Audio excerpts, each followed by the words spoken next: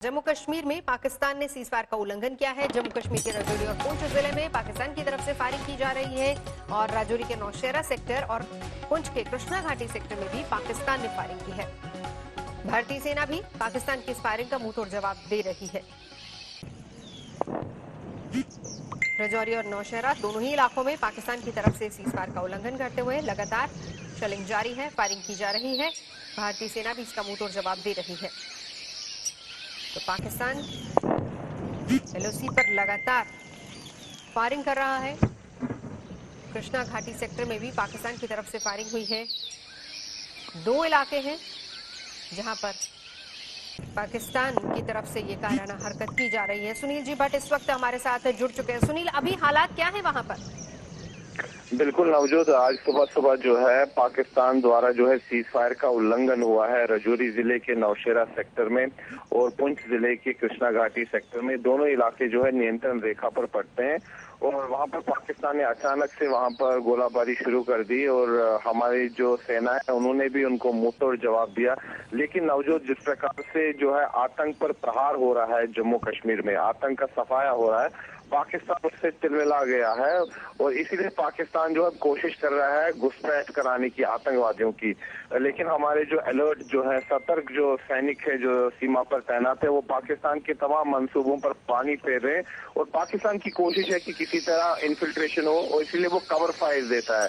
जो ये सीमा पर जो बार बार फायरिंग होती है, इसकी मंशा ही यही होती है पाकिस्तान की कि वो जो घुसपैठ को है वो प्रोत्साहित करे और उनको घुसपैठियों को कवर फायर दे। तो इसीलिए सीमा पर हमेशा तनाव रहता है यहाँ पर जम्मू कश्मीर में, खासतौर पर नियंत्रण रेखा पर। और जो रक्षा विशेषज्ञ हैं और जो हमारे सूत्र भी हैं यहाँ सुरक्षा विभाग में, उनका कहना है कि इस समय टेरर लॉन्च पैड्स जो है नियंत्रण रेखा के दूसरी तरफ, वहाँ पर कई सारे आतंकवादी जो है वो घुसपैठ करने की फिराक में है। इसीलिए पूरी सीमा और उन्हीं को कवर फायर देते हुए अंदर एंटर करवाने की कोशिश होती है। बहरहाल इन कोशिशों को पूरी तरह से नाकाम कर रही है भारतीय फौज भी वहां पर। शुक्रिया सुनील आपका। आगे बढ़ेंगे। कूटनीतिक मोर्चे पर चीन की घेराबंदी का ब्लूप्रिंट पूरी तरह से तैयार हो गया है। उसके घमंड को मॉस्को में तोड़ा जाएगा, उसके गुरूर को विदेश मंत्रियों की बैठक में चकनाचूर किया जाएगा, उसकी बाहें G10 का हिस्सा बनने के बाद मरोड़ी जाएंगी। पूर्वी लद्दाख में एलएसी पर चीन ने जो गुस्ताखी की है उसकी सजा उसे दुनिया के सामने बेनकाब करके दी जाएगी। दुश्मन देश को अंतर्राष्ट्रीय मोर्चे पर अलग थलग करने का पूरा खाका बन गया है।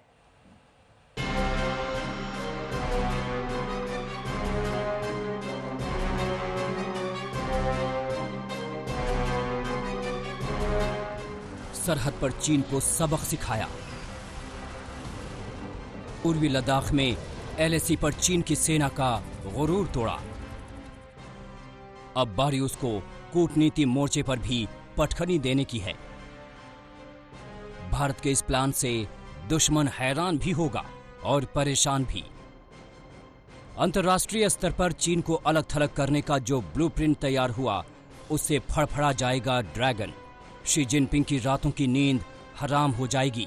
मौजूदा हालात में कूटनीतिक स्तर पर पहला तमाचा उसे रक्षा मंत्री राजनाथ सिंह के मॉस्को दौरे पर लगेगा।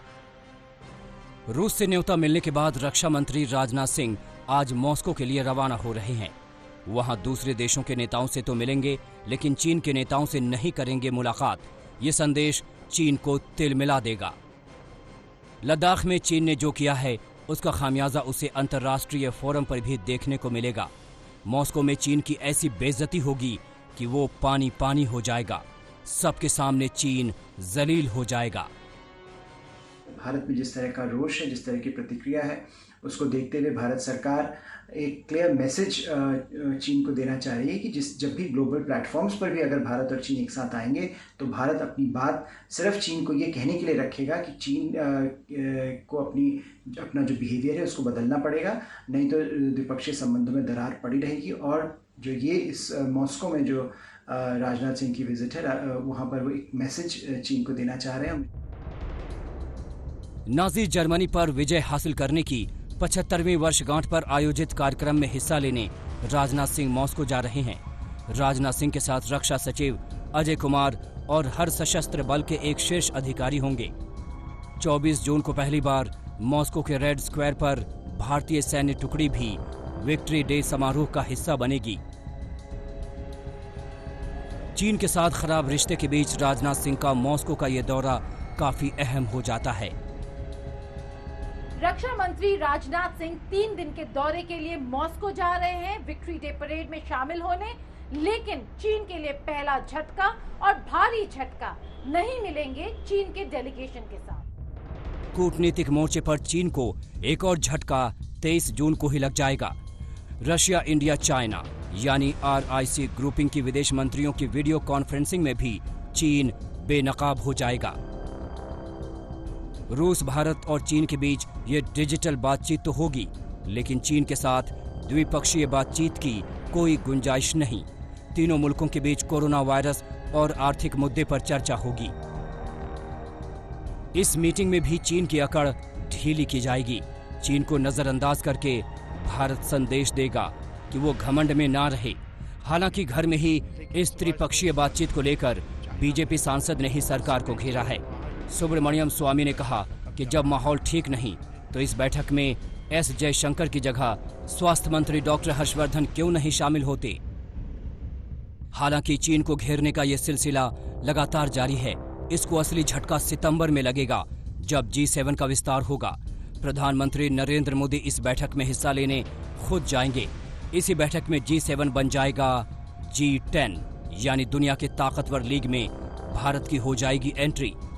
इस लीग में शामिल होने का न्योता खुद अमेरिका के राष्ट्रपति डोनाल्ड ट्रंप ने दिया। अंतर्राष्ट्रीय स्तर पर चीन के खिलाफ बड़ी घेराबंदी। जब सितंबर में G7 G10 बन जाएगा और भारत उसमें शामिल होगा, तब चीन अकेला पड़ जाएगा। अमेरिका में सितंबर में होने वाली इस बैठक में भारत के साथ दूसरे देशों को भी G10 का हिस्सा बनाया जाएगा। भारत के साथ ऑस्ट्रेलिया और दक्षिण कोरिया भी शामिल हो जाएगा। पहले से ही इसमें Canada, France, Germany, Italy, Japan, Britain और अमेरिका शामिल हैं। हालांकि पहले G7 के G11 बनाने की तैयारी थी, लेकिन रूस के इनकार के बाद G10 बनाने पर मुहर लगी। अंतर्राष्ट्रीय मंच पर भारत का कद जितना बड़ा होगा, चीन उतना ही बिलबिलाएगा। इसी खिसियाहट में शी जिनपिंग भारत से पंगा ले रहे हैं, लेकिन पीएम मोदी ने जो दांव चला है उसमें चीन की सारी हेकड़ी धरी की धरी रह जाएगी। भारत की आक्रामक कूटनीति के सामने चीन पूरी दुनिया में अलग थलग पड़ जाएगा। दिल्ली से गीता मोहन के साथ आज तक ब्यूरो। चीन की घेराबंदी समंदर में भी करने की तैयारी हो चुकी है। जिस दक्षिण चीन सागर में चीन बाहें फैलाता जा रहा है, अपनी विस्तारवादी नीति से दुनिया की नींद हराम कर दी है, अब उसकी बारी है। क्वाड ग्रुप के जरिए उसकी नकेल कसी जाएगी। दक्षिण चीन सागर में ही घुसकर उसे बैकफुट पर धकेला जाएगा। अमेरिका, जापान, ऑस्ट्रेलिया के साथ मिलकर भारत की ये रणनीति कारगर हुई तो चीन इतिहास, भूगोल सब कुछ भूल जाएगा। भविष्य के बारे में सोचकर कांपेगा।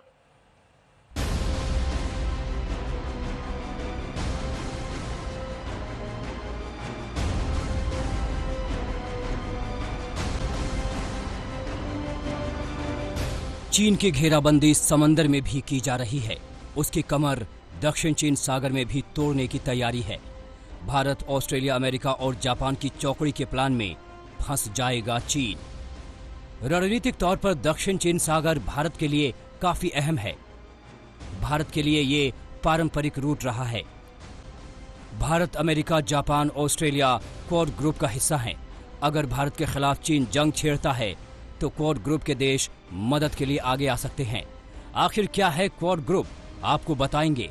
लेकिन लद्दाख में LAC पर चीन की बर्बरियत पर अमेरिका और ऑस्ट्रेलिया ने कड़ी आपत्ति दर्ज की।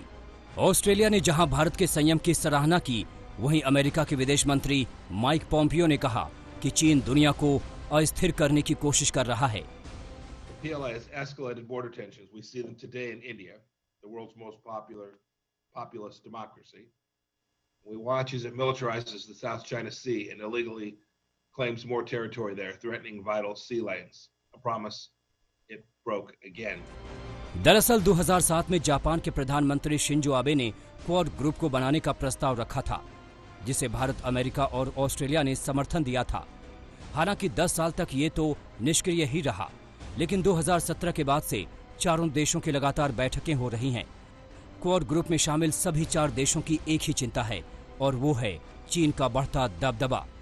2017 से लेकर 2019 के बीच क्वाड ग्रुप के बीच 5 मीटिंग हो चुकी है।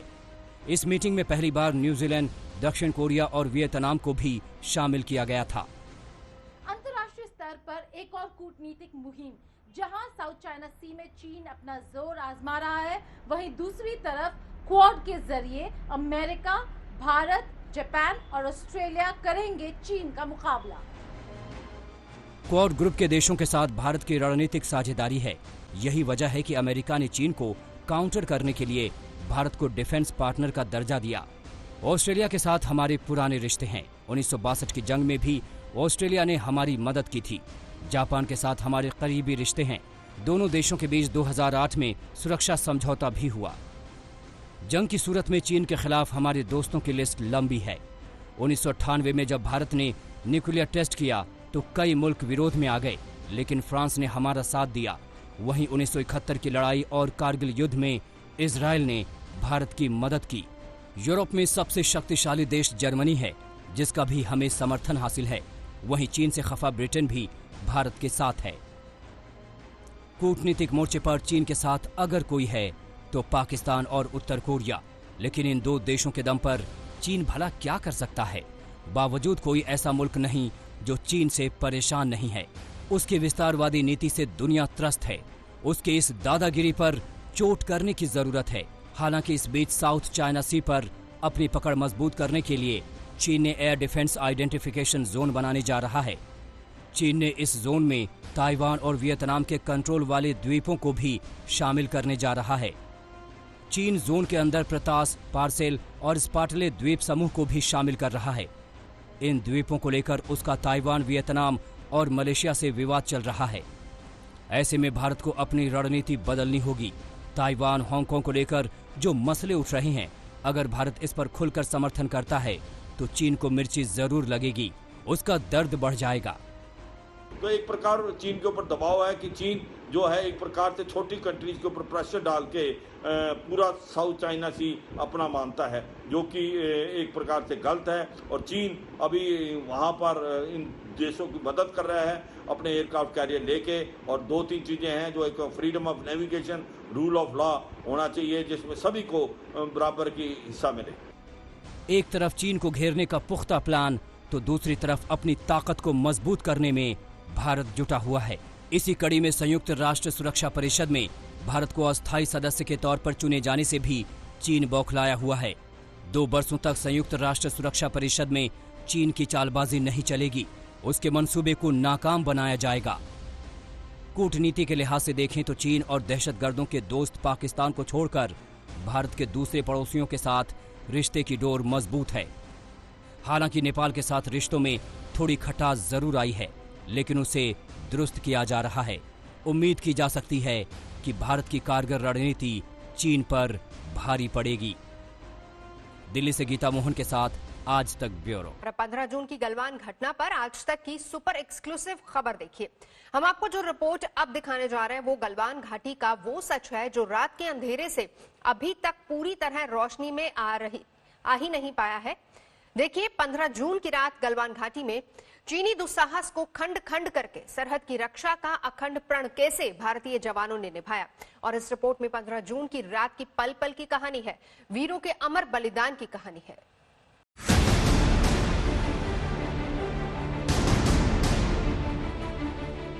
लद्दाख में हमारे 20 जाबाज शहीद हुए, लेकिन जिन्होंने भारत माता की तरफ आंख उठाकर देखा था, उन्हें वो सबक सिखा कर गए।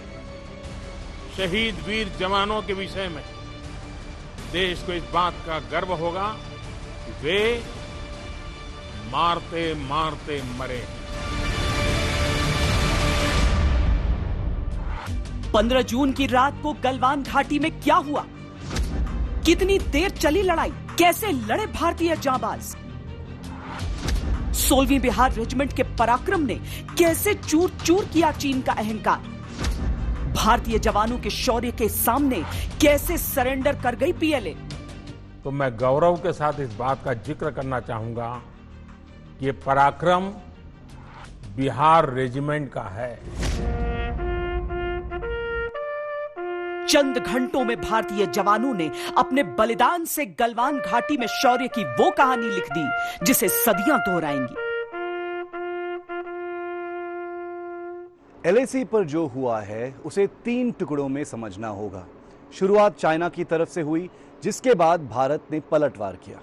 इतना साफ है कि नुकसान चाइना को ज्यादा हुआ है।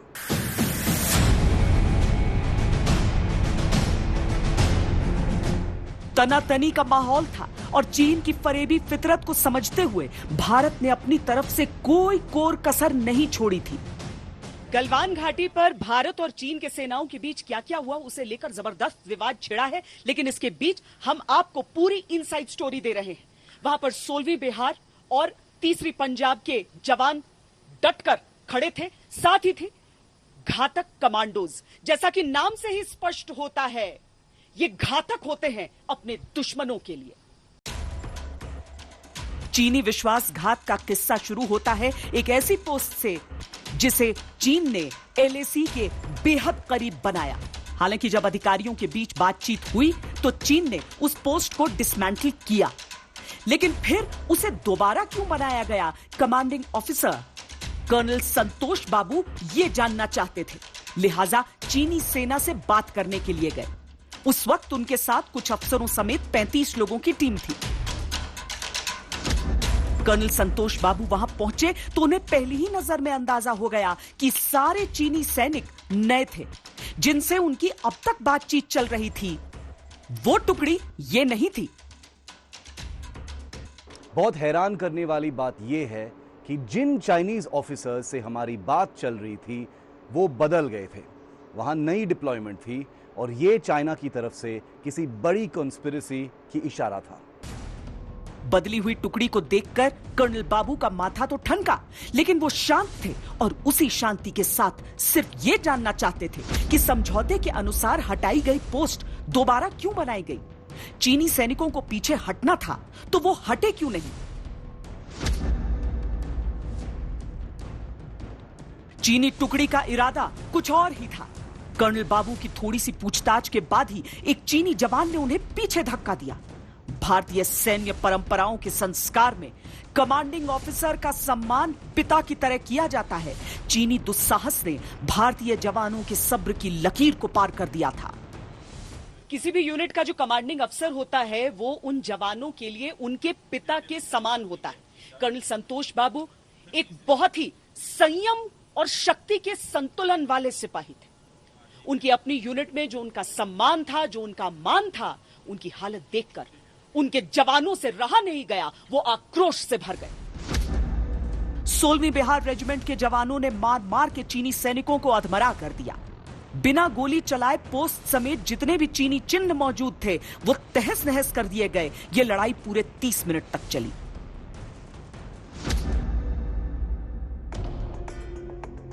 कर्नल संतोष बाबू निर्भीक और निडर थे, लेकिन चीन को कोई मौका नहीं देना चाहते थे। उन्होंने भारतीय पोस्ट से और जवानों को भेजने का मैसेज भेज दिया।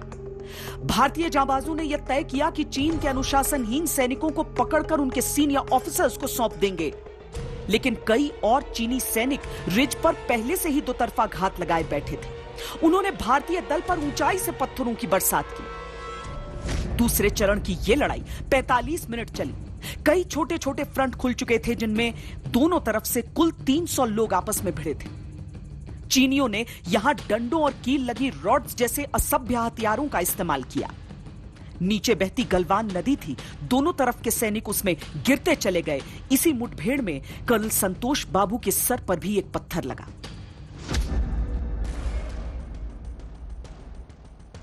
कर्नल संतोष बाबू समेत अपने कई साथियों के बलिदान ने भारतीय जवानों के आक्रोश की हद पार कर दी।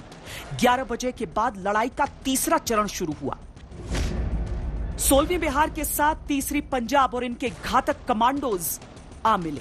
यहां से जो हुआ वो चीनी शायद कभी भूल नहीं पाएंगे। मिली जानकारी के अनुसार 16 चीनी जवानों का शव उसी वक्त चीनी अफसरों को सौंपा गया था। कई गलवान नदी में बह चुके थे, कई इतने बुरी तरह घायल थे जिनकी बाद में मौत हुई। हालांकि चीन अपनी पिटाई को दुनिया से छुपाना चाहता है।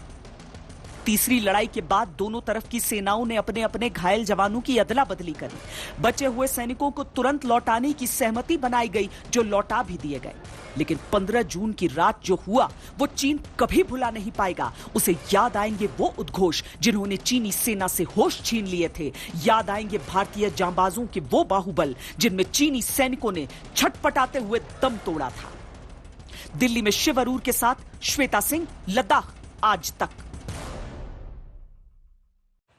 उत्तराखंड में मॉनसून आज दस्तक दे सकता है, लेकिन उससे पहले ही मसूरी में पहाड़ खिसकने की खबर आई है। 6 घंटे तक मसूरी देहरादून रास्ता बंद रहा। 1, 2, 3, 4, 5, 6 और देखते ही देखते पहाड़ का एक हिस्सा मलबा बनकर रास्ते पर आ गिरा।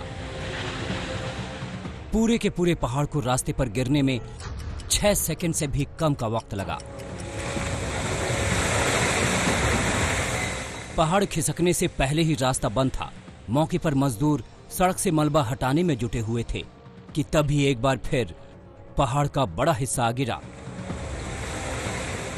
अच्छी बात यह रही कि मजदूर सतर्क थे, कोई बड़ा हादसा नहीं हुआ। भारी भरकम पहाड़ गिरने से देहरादून से मसूरी की सड़क करीब 6 घंटे तक बंद रही। दोनों तरफ वाहनों की लंबी कतार लग गई, जिससे लोग परेशान भी रहे।